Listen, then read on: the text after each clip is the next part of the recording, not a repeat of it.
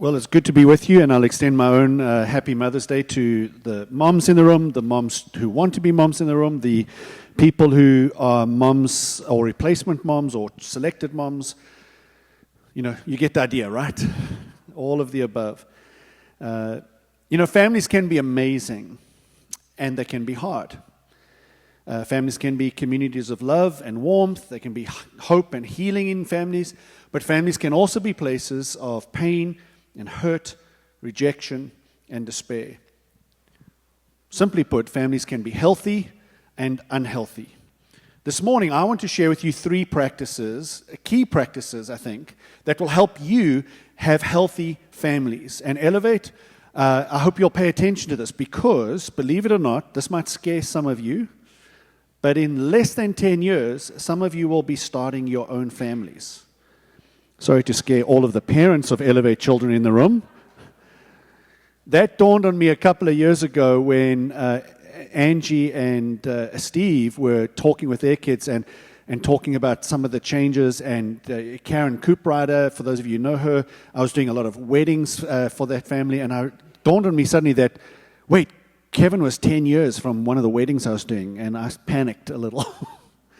But if you get these 3 key practices down, if you get them right now, if you practice them in your family, you can have a healthy family and develop good rhythms for the family that you're building. And some of you are right here, you're building families, whether it's restarting after a change in your family or whether it's a move or you're expecting some children or planning on having children. These can all be practices you can put in place, and you'll see your family grow in health. I want you to note, though, this is not a message to mothers. This is a message for all of us. We're all part of a family, whether biological or social, and we all contribute to that family. Over the course of this message, you may hear me refer to parents, but I'm not just talking about biological parents. And you'll hear me refer to children, but I'm not just talking about biological children. When I say parents, some of my thoughts refer to anyone who has influence over somebody else, especially over a younger generation. And when I say children, some of my thoughts are about anyone who is influenced by others, which may well be you, regardless of your age.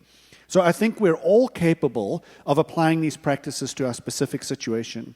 In fact, I hope that you'll take this message, do your mother proud at whatever Mother's Day function you're going to, and talk about how you can grow your family in health and apply it to your specific family and into your context. So let's dive in together. What we're going to look at is some practices listed by Paul in a letter he wrote to the church in Rome.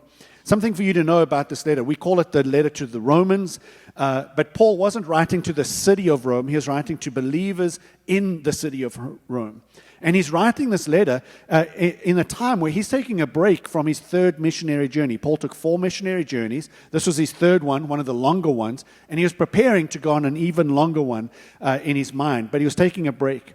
And in the midst of this break, he has met and interacted with Christian leaders from the city of Rome who were thrown out of Rome. They were Jewish leaders who had been cast out of Rome. You see, what had happened is there was a fight developing in Rome. It got to somehow ended up on the desk of Emperor Claudius, who was the emperor at the time. He was getting annoyed with people fighting, so he wrote a law and cast out all Jewish people from the city of Rome. And Paul met some of these Jewish people who were leaders in the Christian community, and now they were returning. And as they were returning, Paul began to write and share his thoughts and his feelings about how this family called the church would interact together. He began to talk about how they will connect together. You remember how last week we spoke about the church and we used different metaphors, a community, a fellowship, the body of Christ, a building, and a person mentioned family. Well, that's what we're looking at today. We're going to talk about the church as a family, but also about your specific family. Buried in this letter, as Paul tries to explain to this reuniting family of the church, he tries to describe for them how to live in healthy ways. Specifically, as Jewish leaders were coming back to what was now largely a Gentile church. And he's trying to say, this is how you can get together.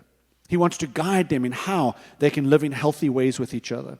And after explaining specific beliefs in the first half of the book of Romans, he dives into practical applications. And we're going to look at Romans 12. Cliff, can I ask you a favor? I left my phone up there, which has got my slides on. Thank you.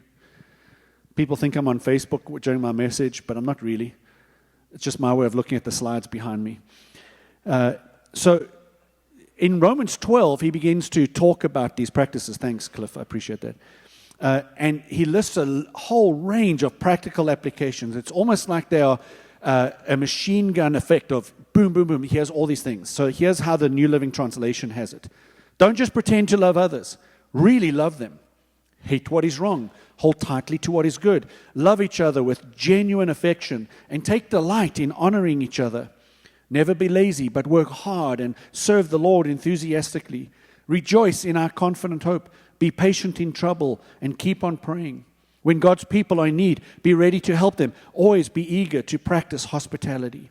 He gives this litany of instructions to a church, members of which he doesn't know and may have never met and probably won't ever meet. And buried in those 4 verses that we just read are 3 key practices that I'd like us to look at in more depth. You heard Kalina talk about them earlier. In verse 12 of Romans 12, here's what Paul says. Be joyful in hope, patient in affliction, and faithful in prayer. I think those 3 things are key practices that every family can be involved in. So let's look at the first one.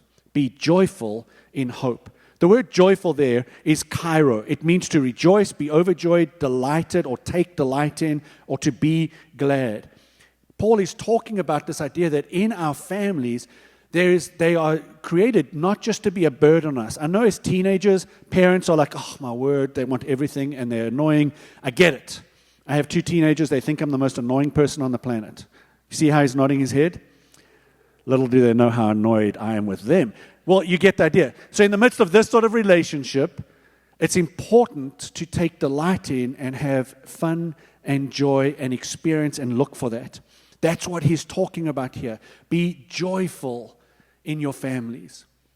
Focus on this joy. And in fact, this word kairo is used in the Bible by Jesus when he shares 3 specific stories, trying to describe how the Father feels when people come back to him. You may know the stories. They're called parables. The parable of the lost sheep, the parable of the lost coin, and the parable of the lost son, commonly called the prodigal son. By the way, prodigal doesn't mean lost. It means extravagant. And I'll explain what I mean by that.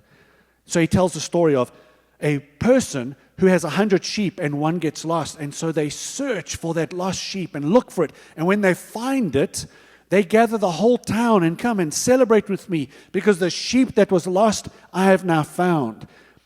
For us, that's like, what are you talking about? Well, let me put it this way. You have a favorite pet at home and it gets lost. Wouldn't you be happy when it was found? Wouldn't you want to celebrate that something that had been missing for a while you were able to gather with? But for a shepherd of sheep, that sheep represented far more than just an animal or livestock.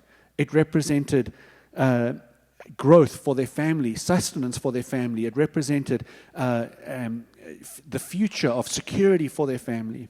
And shepherds were intimately connected with their sheep. So he says that the shepherd was overjoyed when they found their sheep. That's that word kairo. Same when he talks about the lost coin, that the person searches for a coin and finds it. I remember being a student in Bible college and finding money that I had forgotten I had. And I could suddenly, well, in my life, money doesn't last very long in my pockets. That's why my wife is the saver. Every family has a saver and a spender. If you have 2 spenders, you're in trouble. If you have 2 savers, great. I'm the spender, my wife's the saver. But, when you found that money, it was, oh, that's amazing. You ever had that experience?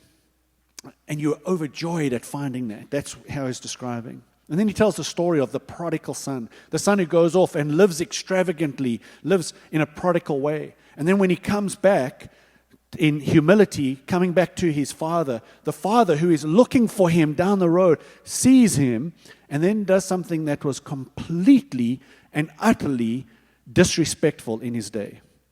Jesus says the father lifts up his cloak, exposing his ankles and his lower legs, and runs down to greet his son. The father responded in extravagant joy to the returning son. The prodigal son is about extravagance, the way the son lived extravagantly, but the way the father responded extravagantly in joy and love.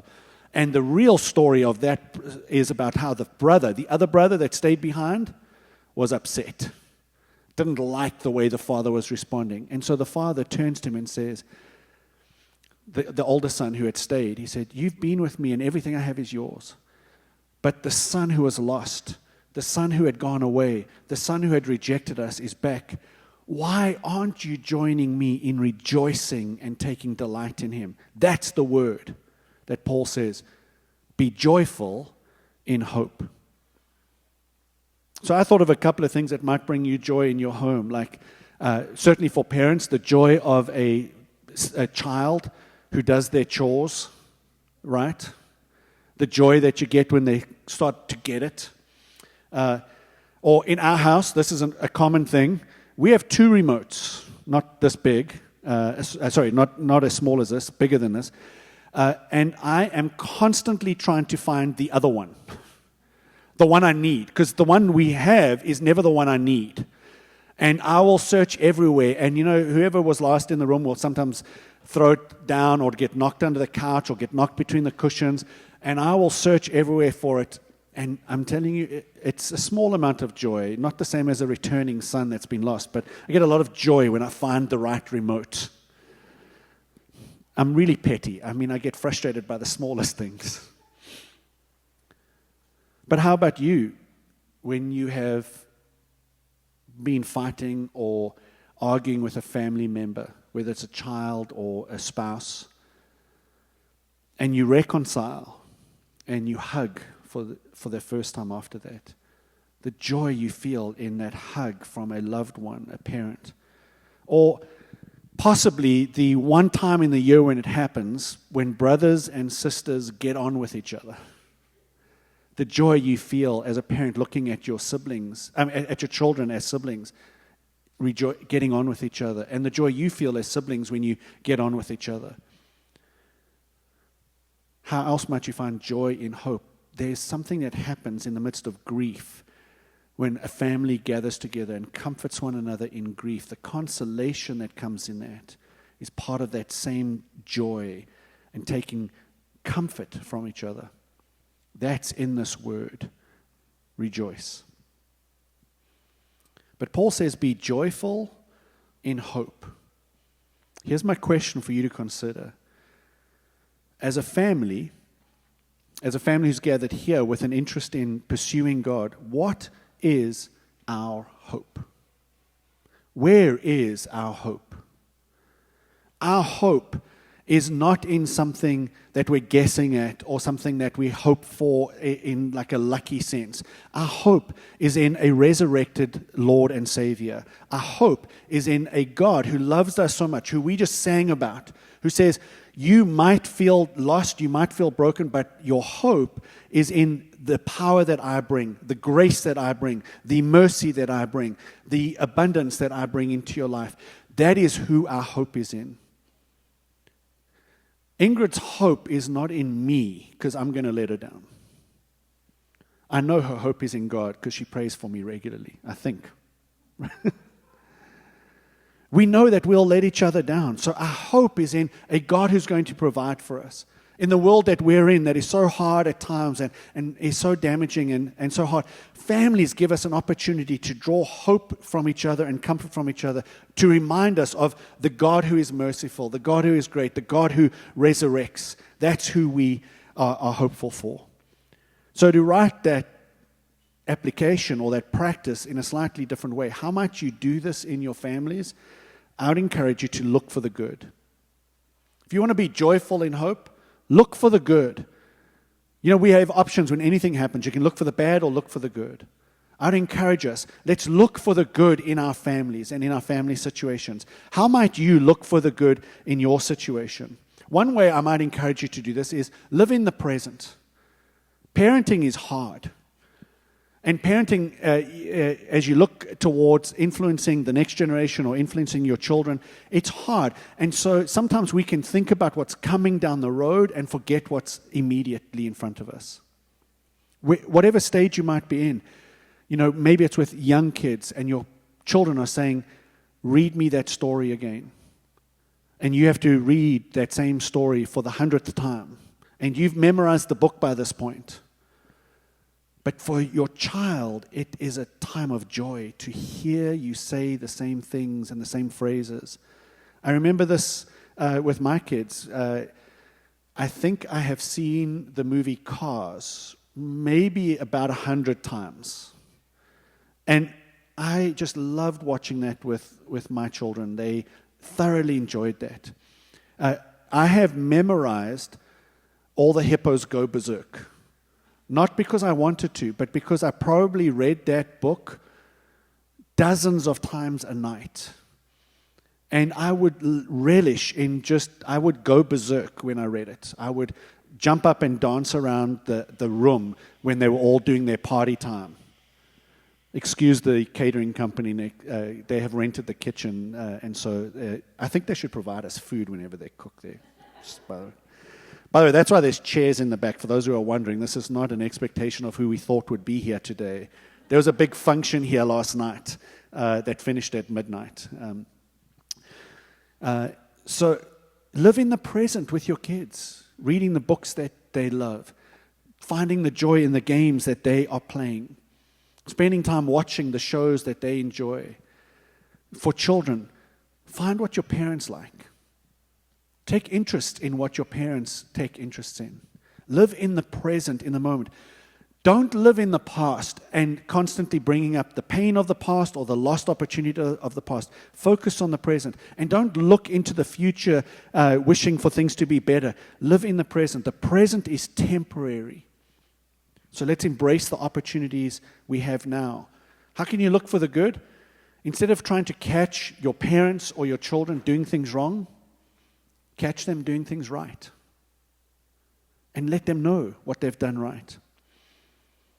When we got our children to an age where we could have this discussion, Ingrid and I sat down and developed family principles that we wanted to operate in.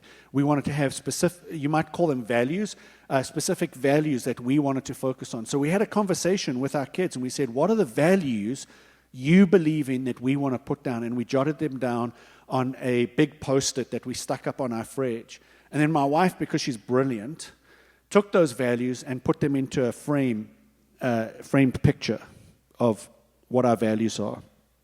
And we called them family principles. We have 5. Always tell the truth, play together, listen to each other, be content with what we have, put others first. Those are our 5 family principles. And when I think of look for the good, playing together kind of stands out. Playing together, living in the present, looking for the good that we can have now. Obviously, always telling the truth is part of being joyful in hope, that we can have joy with each other when we are speaking the truth and telling the truth to each other. A big one for me about finding joy in hope is being content with what we have. We can drive ourselves crazy as a family, pursuing more, and more. The bigger house, the bigger car, looking around and what everybody else has that we don't have, but instead we choose as a family to be content with what we have. That doesn't mean we don't get jealous and wish.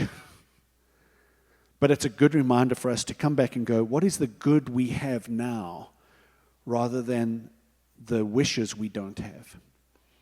So I'd encourage you as a family to look for the good, to be joyful in hope, to keep your eyes on Christ and focus on the present.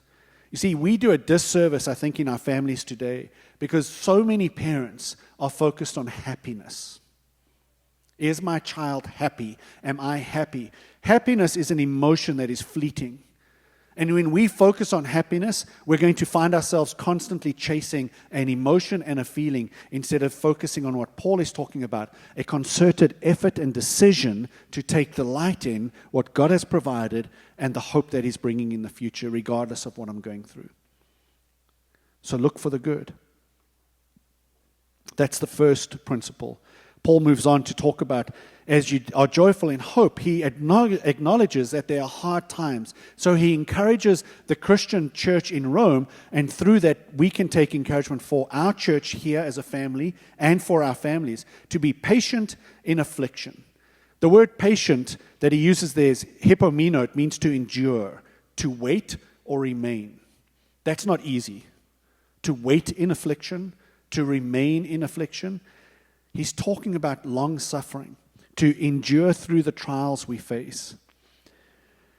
I never knew this when Ingrid informed me that she was pregnant with our first son. I never knew that parenting was one long trial. It's a joy, absolutely, but it's a trial after trial after trial. The only thing that changes is the age of the kid and the trials you're facing. You know, I never forget that first baby, and I still think the hospital was crazy that after 3 days they gave us Kevin and said, right, go home, because we want the bed. I'm like, are you kidding me? It's the slowest I've ever driven in my life, from the hospital back home. And I think along the way, Ingrid multiple times said, slow down. Because you have no idea.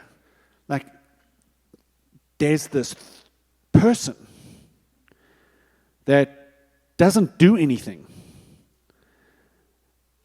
And the first night, Kevin was in our room in a little bassinet. That lasted for about half a night, because between my snoring and Kevin's wrestling, Ingrid didn't sleep.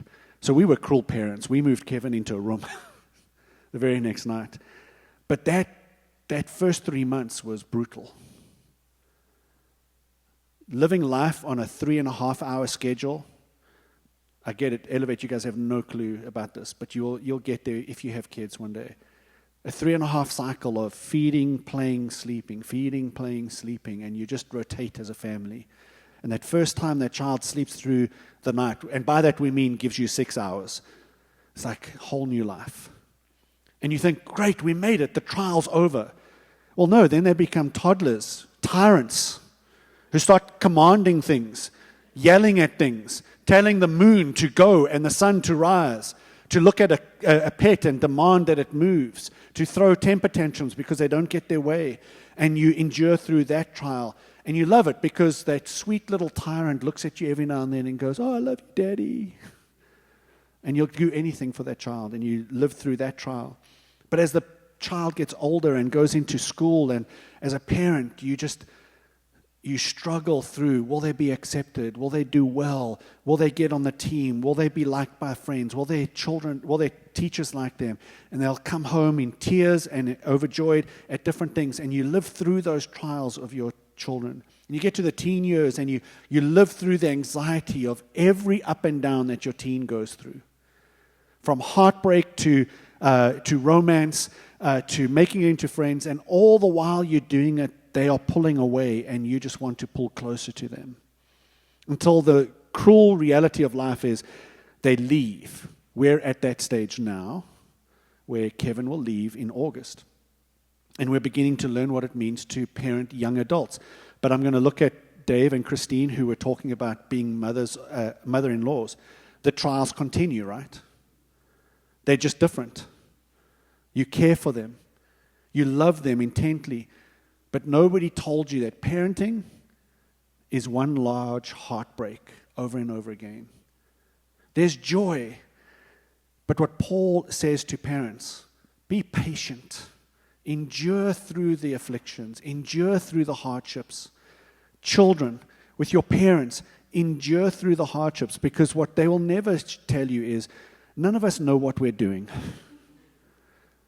When the hospital sent me home, they did not give me a manual that said, here's Kevin's makeup, here's his genetic disposition, here's everything that will make him good and bad, and follow this manual. I didn't get that. Did you get that, Ingrid? Because if you have it and you didn't share it with me, that's a real problem we have to talk about. Always tell the truth. We didn't get one with Connor either. We're trying the best we can. So we have to learn to endure through hardship.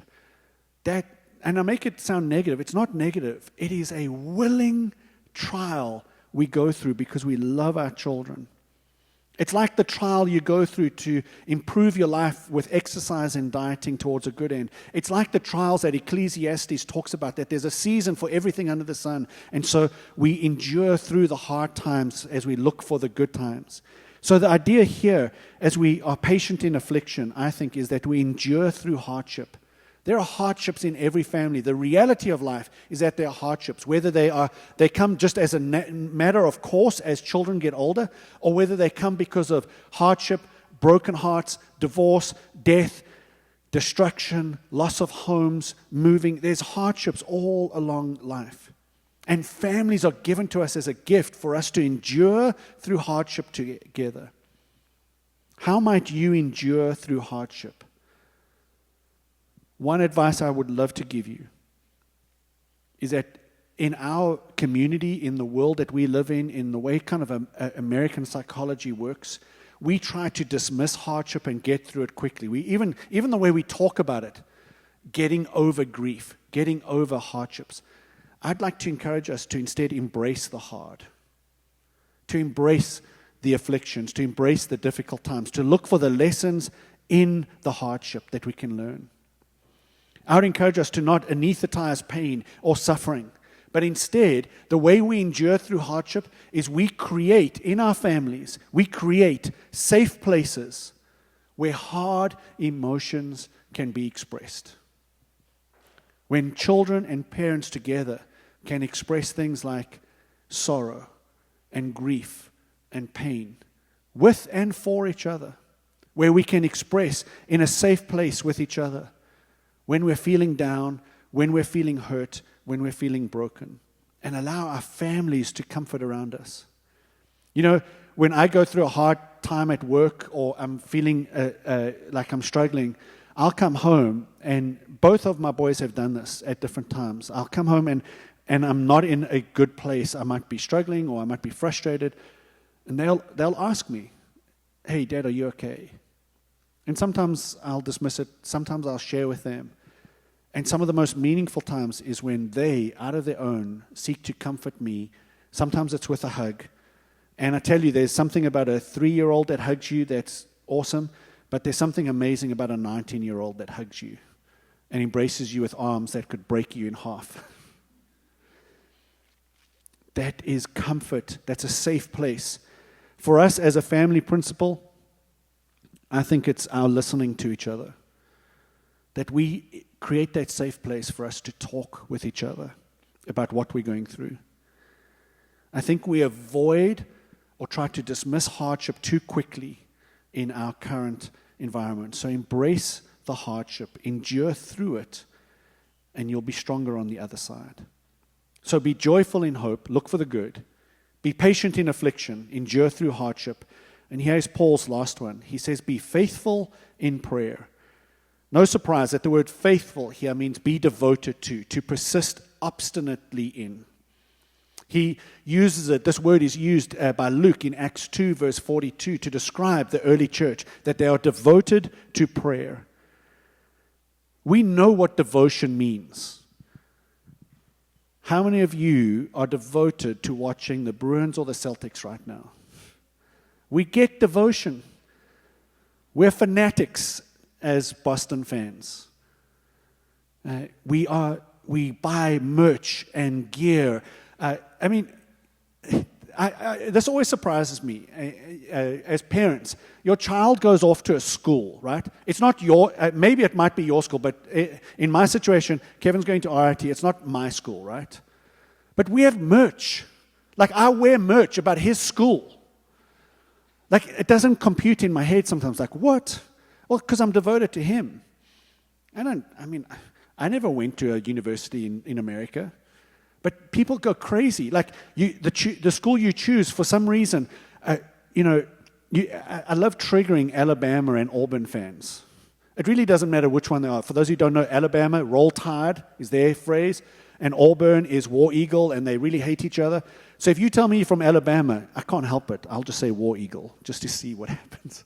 But that's devotion. We have this devotion in there. But I love the way this word is also translated as to persist obstinately in. You ever dealt with somebody who's obstinate?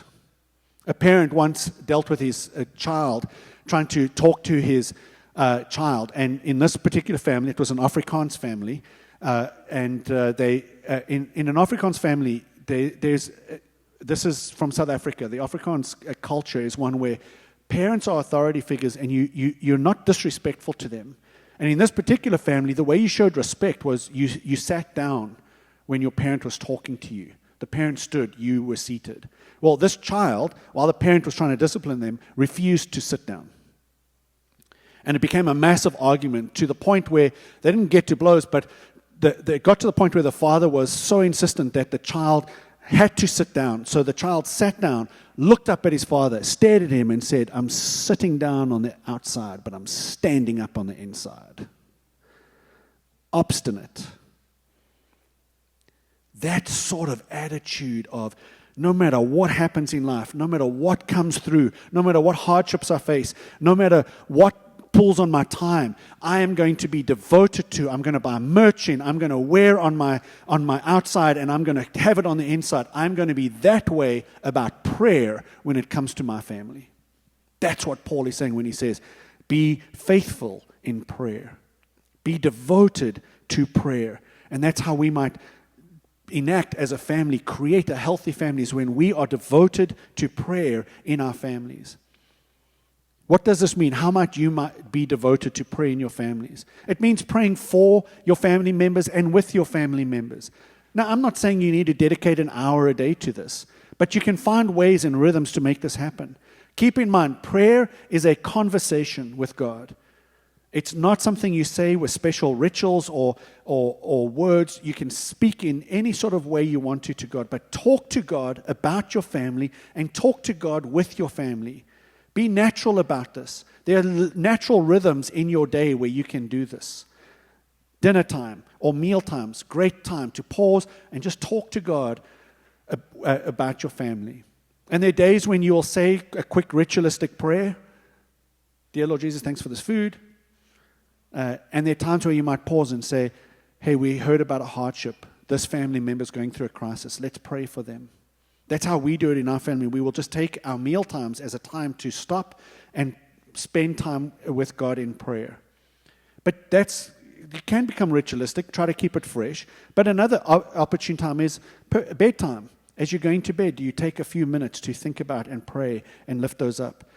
Or in your own rhythms. We have a great resource table at the back there. Well, it's not a table. Kalina, what do you call that? It's like a stand. Display, thank you. We have a resource display. You can go and pick up whatever age your kids are at. There are little cards that will talk you through natural rhythms and rituals to put prayer into how you operate. Great time is as you're driving. When playing games with your kids is another time just to talk to God with them and for them. For us, the family principle that stands to mind for us as a family is putting others first, and for us, part of the others is also God. And so we'll pause. And there are times where we will pause in our rituals and in our rhythms to talk to God and be devoted in prayer. What I'm wanting you to take away from this is that these three phrases of joyful in hope, so looking for the good, patient in affliction, enduring through hardship, and being faithful or devoted in prayer, these are three practices every family can put into place today to build a healthy family. To build your family towards what you want. It's three principles in amongst a whole bunch in Romans 12. Maybe you want to go and read Romans 12 and look at some of the others. There are great principles in there. But I'd like to encourage you to consider how you might have a healthy family. Because the reality of the world we live in is when families are healthy, churches are healthy. When churches and families are healthy, societies are healthy. The family is one of the most fundamental, basic building blocks of our society. So let's build healthy families together in our own homes, and let's build a healthy family here as Faith Community Church together so that we might be healthy, because families can be healthy when we are joyful in hope, when we are patient in affliction, and when we are faithful in prayer.